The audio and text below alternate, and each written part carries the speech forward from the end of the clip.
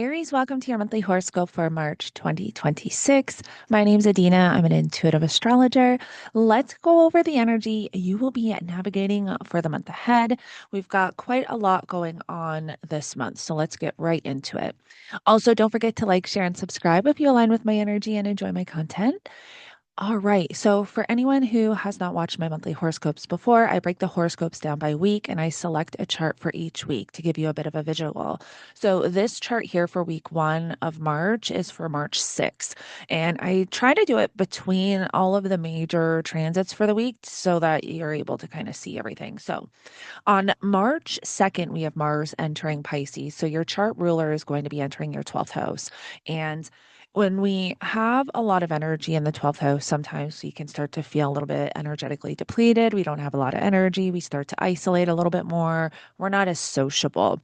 Coming into the beginning of the year, there was a whole lot of energy in your 11th house. So you're very sociable, outgoing, doing a lot. Now you're kind of starting to pull away from the world. However, that energy is starting to shift into the first. But also, too, with you, Aries, you now have Saturn in the first house, Neptune in the first house. So you've got quite a lot going on here. We've also got the Mercury retrograde coming into the month in your 12th house as well. So, Mercury retrograde in the 12th house, especially in Pisces, we want to watch for misunderstandings, miscommunication. But also for you, there could be a lot that's hidden or going on behind the scenes coming to light because it is that 12th house of people, things, places that are hidden. This can also be you just kind of taking a step back and reevaluating things just kind of on your own a little bit. But with the chart ruler entering the 12th, I would say you are probably going to start. You're definitely going to start to pull more away from the world, especially it's Mars, right? Not only is it your chart ruler, but Mars rules our motivation, willpower, and drive. And so there's just a lot more you're doing kind of behind the scenes, or a lot more that's going on behind the scenes than usual. Now, on March 3rd, we have the total lunar eclipse in Virgo at 12 degrees, which is right here in your sixth house. Now, I have a completely separate forecast on my YouTube channel going deep into that energy if you want to check that out. But this is whatever you've been navigating the last year around this whole 6th and 12th house axis, which is your daily routine, your health, what you're doing on a day-to-day basis, work, and what you're doing behind the scenes, what's going on, kind of yeah, I mean it's the 12th house is the subconscious, it's the dreams, it can represent your past lives if you subscribe to that. It's a very spiritual house, but it is also the house of endings and karma. And so this area of life has been lit up. It does have the North Node here. So there is something new that is showing up in this area, whether it's a new direction, maybe a new spiritual pursuit. And the South Node represents something that we're moving away from, something we're releasing, we're letting go, something we're done with. It usually also represents our karmic comfort zones. And so there will be, shakeups in this area to kind of push you out of your comfort zone. And whether it is what you normally do on a day-to-day basis, there could be a lot surfacing where now you are having to shift and change that up. And so this lunar eclipse is definitely going to activate more of that change. And usually, from my own observation, what I've noticed with these eclipses is whatever. So, for example, we just had that first solar eclipse in Aquarius. That is the first initial eclipse, initiating us into the new cycle of eclipses because the nodes are going to enter Leo and Aquarius in July. And so, whatever the story's been playing out with the sixth and 12th house over the last at least a year now, because the first eclipse was the end of 2024. So you've been in this energy for some time. There's more to that story coming in. So that kind of gives you an idea of what that looks like for you. And then on the 5th, we've got the sun here in your 12th house forming a trine to Jupiter. Jupiter is still going to be retrograde at this point. That's why all of the planets that are orange are retrograde.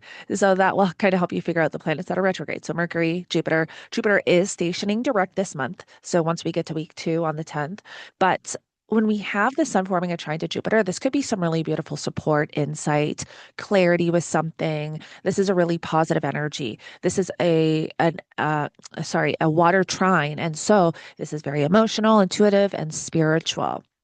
Once we get to the 6th, Venus is going to enter your first house, Aries. And so, a lot of times when we have Venus transiting the first house, we focus a little bit more on our appearance. We change our appearance up in some way. However, shortly after Venus enters Aries, Venus is going to form a conjunction to both Neptune and Saturn on the 7th and the 8th. So, we've got Venus entering Aries on the 6th. On the 7th, Venus is going to conjunct Neptune. And at the same time, we're going to have the Mercury cazimi as well, which is going to be a huge day. So on the 7th, when we have Venus forming a conjunction to Neptune, and because Venus also rules your second house of money, finances, and material possessions, and your seventh house of relationships and one-on-one connections, there might be some confusion here or something going on with a partner, past partner. There's something going on, especially too with the retrograde energy in the 12th and that Mercury cazimi at the same time of the Venus conjunction here. I would say that there could be confusion around a partner, confusion around a past partner, something going on with a dynamic like that. But also, this could, like all energies, we have positive and negative expressions. And so, where it could be, something hidden coming to light, or it could be confusion or lies, deceit.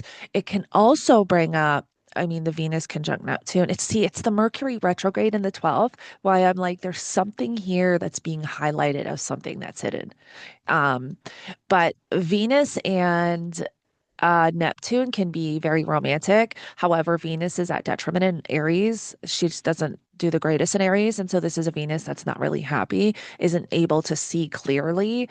So I would say, yeah, there could be something that you're not seeing clearly about a partner or something that you're missing. Something is showing up here. Um, and then with the Mercury cazimi, it could be all highlighted with that. So I would, yeah, on the 7th, just kind of focus, pay attention to kind of what's going on in your world, what's showing up in your world, text messages, conversations, who's showing up, stuff like that. Because this is a day where there could be exposure. There could be also, too, you want to make sure you're not seeing people with rose-colored glasses and you are seeing the situations and the dynamics clearly. On the 8th, Venus is going to form a conjunction to Saturn. And so this is where there's karmic, there's this is karmic energy, right? Saturn's the planet of karma. There's a stop, a hold, a block to something, whether it's you're trying to move forward with a relationship or even trying to move forward with something around your money and finances. And there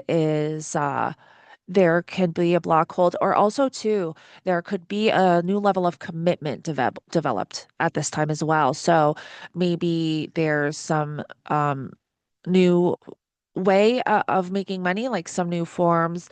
What's the word? It's the Mercury retrograde in Pisces. I can't get the words out of my mouth. New ways that you're trying to make money that are developed at this time that could be very long lasting because it's that Saturn energy, or there could be a new committed partnership developed here. However, because it's Neptune, I'm going to say, and because of all this energy, just be careful. Like, I, I don't know. I think because at this point, once Venus forms a conjunction to Saturn, Venus is already past that conjunction to Neptune. So maybe it's that you're not seeing something clearly, and then Venus forms a conjunction to Saturn, and then everything kind of becomes exposed. That's definitely a way that this could show up. So yeah, the 7th and 8th, just kind of, be mindful, watch your surroundings. There's not watch your surroundings, but just have one eye open. Just make sure you're not seeing things with rose-colored glasses on. But whatever is being hidden or whatever, when Venus forms that conjunction to Saturn, there can definitely be more that's either making sense, or if you're trying to move forward with something, there could be like a block or a hold or a stop to something. Then once we get to the second week, so the chart that I selected for the second week is March 13th. And on the 9th, we're going to have Mercury retrograde forming a trine to Jupiter retrograde. And so the first time that we had this trine was February 16th. And this was after Mercury was already pre-shadow. So Mercury retrograde here in your 12th house, forming a trine to Jupiter here, which is in your fourth. Because this energy is still retrograde, I mean, Jupiter's pretty much at a stop still at this point, but not going to station direct till the next day. There can be something that's just clicking. It's like your intuition is going to tell you something. And I would even say, too, the week prior with the sun with on the 5th when the sun forms that trine to Jupiter, I would even say too that day, like your intuition could be telling you something.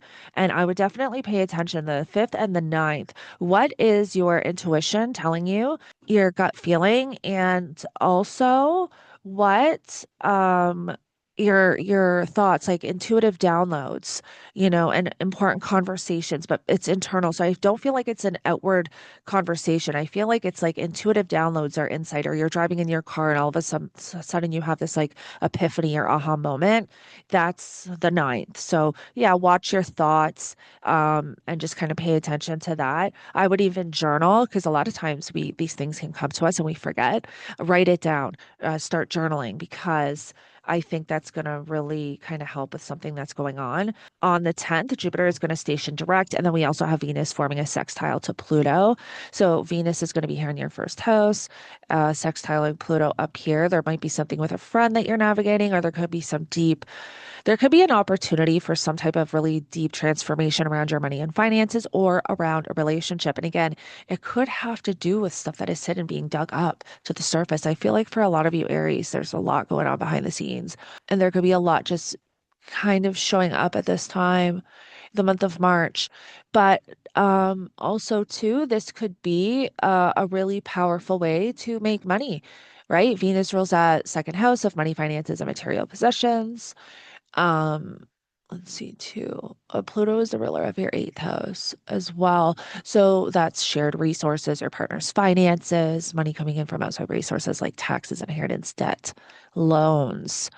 Um, I would say, yeah, there might be some type of opportunity coming in for money here, or there could be an opportunity for some type of a transformational move within a relationship, or past relationship. If some of you are dealing with some past stuff with a relationship, because that's what a lot of this kind of shows, it could have something else to do with that.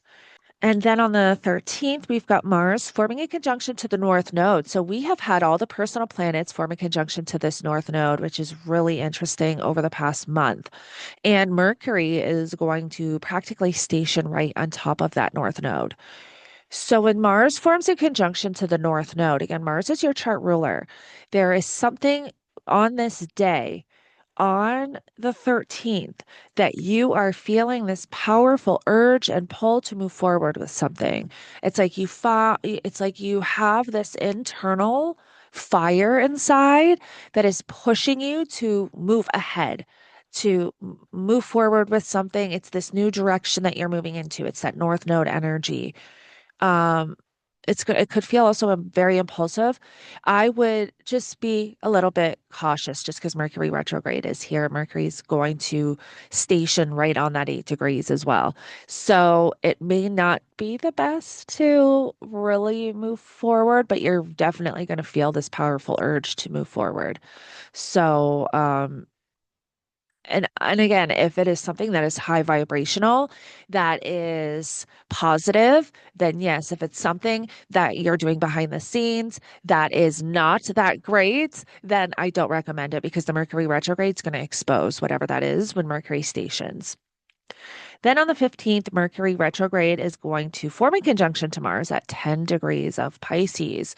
And so, again, Mars, your chart ruler, is coming together with Mercury. There could be something you're not understanding, something you're not seeing clearly when this happens. So I would say, yeah, the end of the second week, just be careful with your actions. Like I said, if you're in positive energy and you are vibrating at a high level and your actions are high vibe and you're not doing anything with malicious or um, you know, intent, then you're good. But if you are, working behind the scenes and doing things that are not so nice, not so uh high vibrational, it just may not be great. And so just yeah, there could be when Mars forms a conjunction to Mercury retrograde, there could be something you're not seeing clearly. There could be something that is just, yeah, you're just or wanting to take action, or your mind could even be racing too.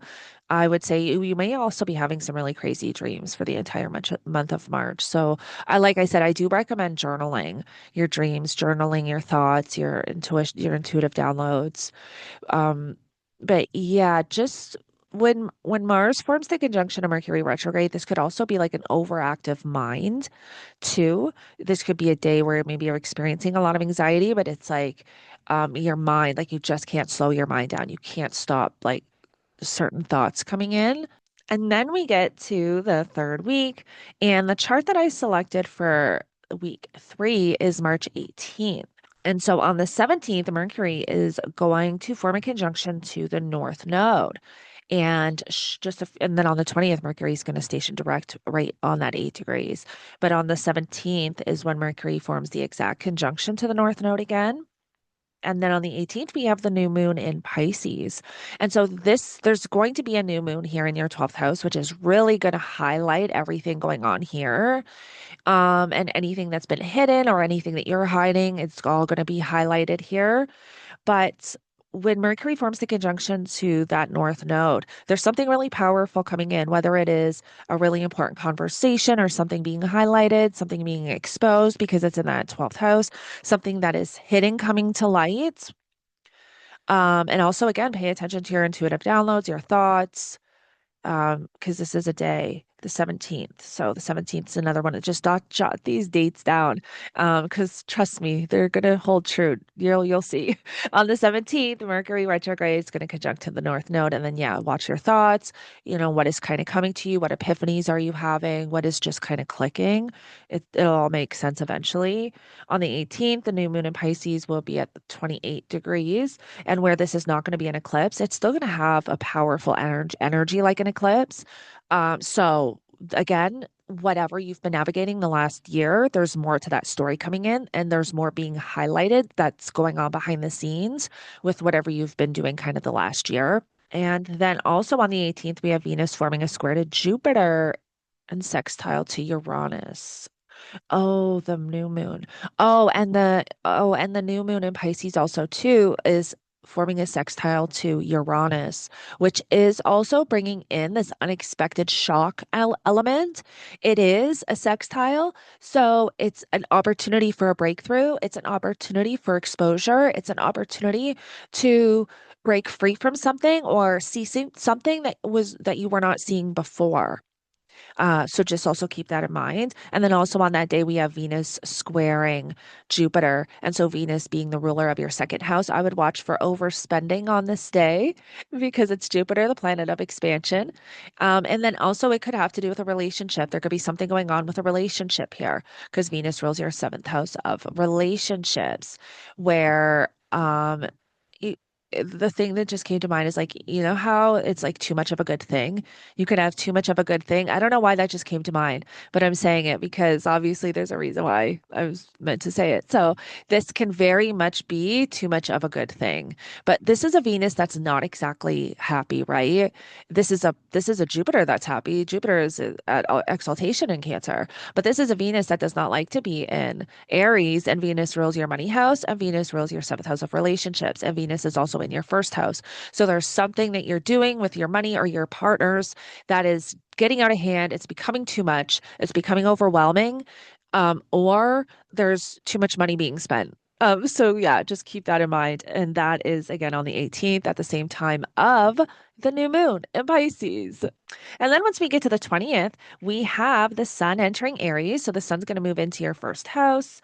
And we have Mercury stationing direct at 8 degrees of Pisces, which is pretty much right on top of that North Node. So this is another day where the sun is going to move into your first house. You're going to start to gain some of that vitality back, that energy back. And the sun in the first house too, that's exposure. Like you're starting to light up. Like there's not so much going on behind the scenes now. Now you're out in the open. Now you're able to you're starting to gain your energy back. You're starting to be able to, I don't even know if it's that you've been depressed, but it's just that you've had to take a step back to gather your thoughts, gain your footing. As the energy moves into your first, now you're starting to kind of want to get your things and your gears in motion or whatever that saying is, and get your feet on the ground and start moving again.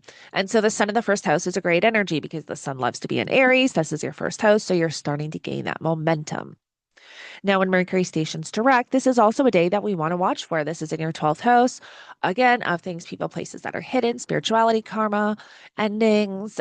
So, this is another day where something can be highlighted, something can be coming to the scene, something can be exposed, important conversations, important intuitive downloads. So, another date that you want to jot down, what is showing up. This could be, I would like, yeah, an overactive mind, but more so, what what thoughts are coming in because they could be messages, right? So any important thoughts you're receiving that is kind of sticking out, jot it down.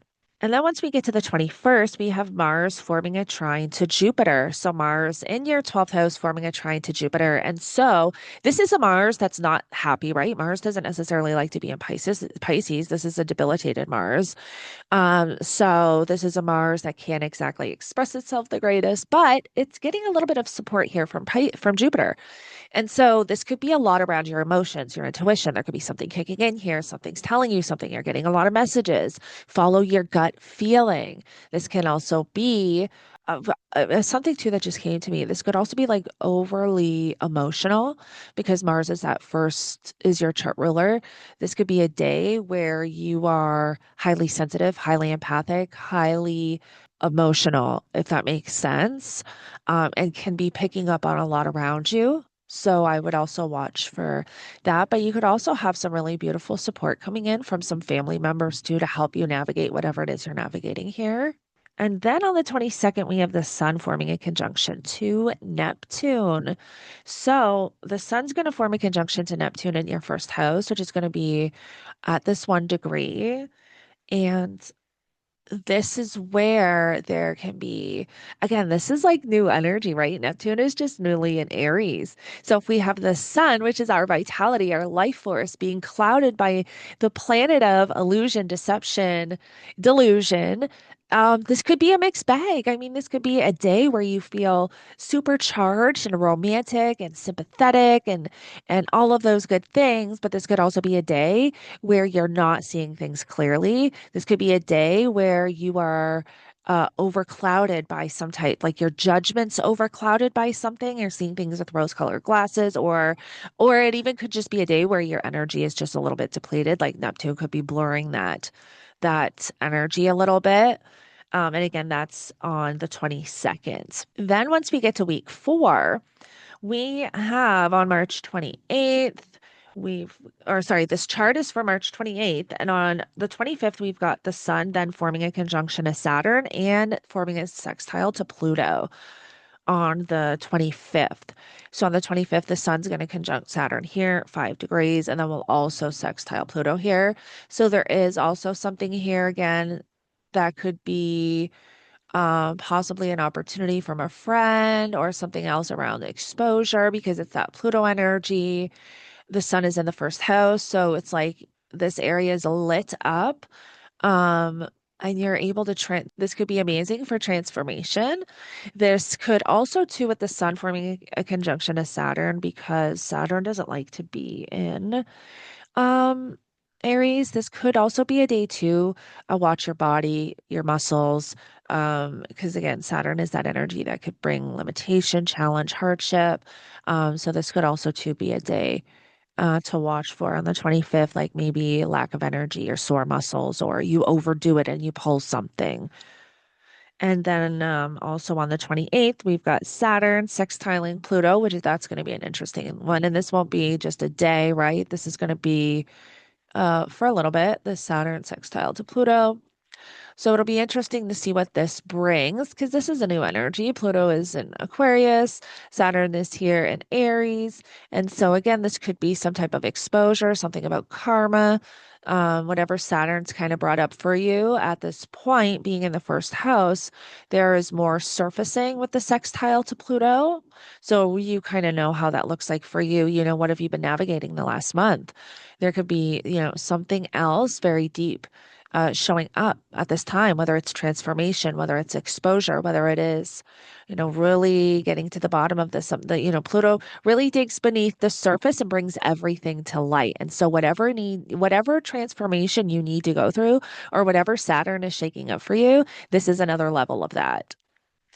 And on the 30th, Venus is going to enter Taurus. This is a great energy. Venus rules Taurus. She loves being in Taurus. So once we get to the end of March, money, finances start to look a lot better with Venus entering Taurus.